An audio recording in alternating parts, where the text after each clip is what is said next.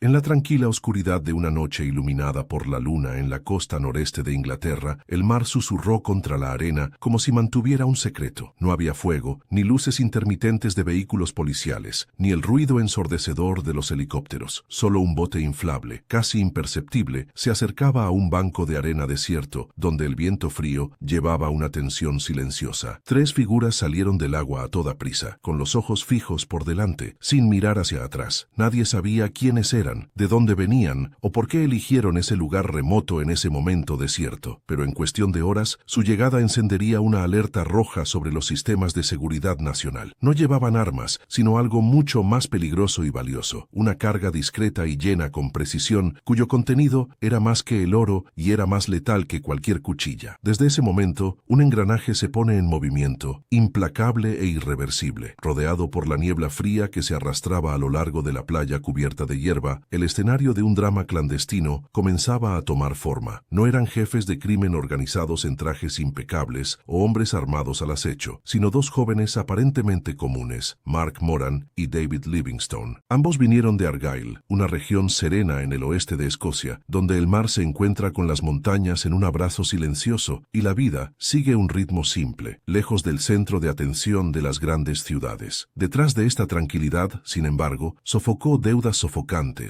desempleo persistente y un futuro que parecía cada vez más distante. Mark, de solo 23 años, sobrevivió a VIs temporales en el muelle. David, 2 años mayor, trabajó como técnico de mantenimiento eléctrico. Tampoco tuvieron antecedentes penales o llamadas con el inframundo, hasta que un extranjero llegó con una propuesta irresistible. Thierry Tortoisila Reyes, el hombre que salió de la nada, no ejerció un arma, sino una promesa, un solo viaje, una noche de trabajo a cambio de decenas de miles de libras, sin documentos, sin preguntas, solo un bote, una playa desierta y una creencia ciega en un nuevo comienzo. Lo que no sabían era que cuando se aceptaban, dieron el primer paso en una red internacional de tráfico, donde cada error podría costar no solo la libertad, sino la vida misma. ¿Y quién estaba realmente detrás de Die? ¿Quién sacó las cuerdas de esta operación aparentemente inofensiva? La respuesta no sería tan simple como los granos de arena que pisaron. No hubo disparos, ni sangre derramada, ni acuerdos rotos. El motor de ese avión no era odio, sino una combinación explosiva de desesperación y ambición. Mark y David no fueron asesinos, ni líderes de una pandilla. Sin embargo, la presión de la deuda, el espejismo de una vida mejor y un acuerdo sellado con un agarre manual entre dos hombres hundidos en la misma miseria fueron suficientes para encender la chispa. Dier no necesitaba amenazar. Era suficiente para poner suficiente dinero en la mesa para que los dos, perdidos en sus propias dificultades, para ver el riesgo de la salida más rápida por sus problemas. Con la promesa de un aterrizaje seguro, palabras que ocultaron un significado oscuro, el esquema comenzó a desarrollarse. Alquiler de camiones, elección de puntos de llegada, preparación de equipos y el marcado preciso de la época. Nada indicaba un mal negocio o guerra por territorio. Detrás de la aparente simplicidad, sin embargo, se repitió un patrón bien ensayado, operando durante años en las sombras, usando peones desechables como escudo, empujándolos a la línea del frente, mientras el verdadero responsable, los arquitectos de la operación, permanecieron intactos. Para el cartel, Mark y David eran piezas reemplazables, desechables en caso de éxito, fácilmente intercambiados en caso de falla. Y aunque el precio a pagar aún se desconocía cuando abordaban, todas las rutas de escape cerraron. En la tarde del 4 de mayo de 2024, un fuerte viento sopló desde el Mar del Norte hacia Eighton, trayendo consigo el olor salado de las aguas y una sensación de advertencia difusa, como si la naturaleza intentara advertir sobre algo que nadie quería escuchar. El pequeño bote inflable, con motor de energía mediana y compartimento reforzado, apareció en los radares de la Fuerza Borderia Británica alrededor de las 5:40 p.m. En la parte superior, los aviones de vigilancia de la Agencia Nacional del Crimen, NSA, siguieron su trayectoria de las aguas internacionales, como si ya supieran el guión. En la playa, un camión blanco esperaba, indistinguible entre los miles que circulan diariamente a través de las carreteras del país. Pero su interior escondió una planificación meticulosa. Piso falso, GPS discapacitado y detrás del volante, David Livingstone con la cara tensa, como si estuviera presente algo que estaba mal. A las 6:20 p.m., el bote acolcaba silenciosamente cerca de un parque de casas rodantes en Eighton. Dier, Mark y David descargaron rápidamente la pesada carga llena de vacío y la transfirieron al camión sin cambiar una palabra. Lo que no no sabían es que, a pocos metros de distancia, un equipo de investigación disfrazado observó cada movimiento a través de imágenes térmicas. Poco después, la señal de seguimiento del vehículo fue interceptada por un grupo de trabajo armado. En el interior se encontraron 524 libras de cocaína de alta pureza, valoradas en 42 millones, una de las mayores convulsiones del año. Mark fue arrestado cuando fue a un punto de espera combinado. Dier, sorprendentemente tranquilo, no ofreció resistencia ni dio ninguna explicación más allá de su nombre y la nacionalidad colombiana. Solo David, visiblemente conmocionado y confundido, logró balbear una oración. Solo estaba conduciendo, no sabía qué había dentro. Pero esta versión se derrumbó rápidamente cuando los registros telefónicos revelaron intercambios frecuentes de mensajes entre los tres, llenos de códigos como reservar el barco, limpiar el área y entrega antes del amanecer. Para los investigadores no era una carga aislada, sino un vínculo en una cadena organizada de entregas, donde cada paso fue coreografiado como una obra de teatro sin espacio para la improvisación. Tan pronto como el camión de cocaína fue interceptado en las afueras de East Yorkshire, todo el aparato de investigación de la Agencia Nacional del Crimen entró en acción. Los tres hombres no tenían idea de que, en las semanas anteriores, cada movimiento, cada llamada, cada alquiler de vehículos y cada visita a la costa había sido monitoreada. No había lagunas para escapar. Se ha activado un sistema electrónico de vigilancia sofisticada, desde datos GPS de camiones hasta señales de ubicación de señalización desde el barco, todo se ha almacenado y analizado en ventanas de tiempo específicas. Las imágenes de cámaras instaladas en la autopista A533 mostraron claramente que el vehículo salía de la playa, mientras que las grabaciones de drones de la agencia fronteriza grabaron, en menos de 30 minutos, la carga del camión. Los analistas digitales comenzaron a examinar los teléfonos móviles de Mark Moran y David Livingstone, descubriendo una serie de mensajes cifrados en aplicaciones de código abierto, con diálogos llenos de términos cifrados, como playa de platino, cambio de olas y descargar los bienes. Y no fue la primera vez. Al menos en otras 3 ocasiones se había repetido el mismo esquema. El repentino cambio de Mark Moran y David Livingstone de Argyle al noreste del país, sin una justificación clara, ya se sospechaba que podrían haber actuado como transportadores en operaciones anteriores, y hasta ahora con éxito. Pero las piezas del rompecabezas no se detuvieron allí. Las cámaras de seguridad en una estación de servicio cerca de Ainton atraparon a Dier Reyes esperando cerca de la playa la mañana del incidente. Aunque afirmó ser solo un turista que caminaba por la región, los datos de geolocalización de su dispositivo móvil revelaron que en las 2 noches antes del incidente se había quedado en un motel cerca del punto de aterrizaje, un patrón que no coincidía con la versión de un visitante casual. A pesar de que los tres intentaron presentarse como figuras desconectadas, investigadores experimentados, uno por uno desmanteló las inconsistencias en sus declaraciones. Desde la hora de alquiler del vehículo hasta la ruta recorrida y la justificación de la parada en una playa sin acceso oficial, cada detalle contradecía la narrativa de inocencia. La evidencia física se volvió cada vez más contundente. Las huellas digitales de Mark se encontraron en los paquetes. La tela del asiento del bote coincidió con la ropa que llevaba ese día,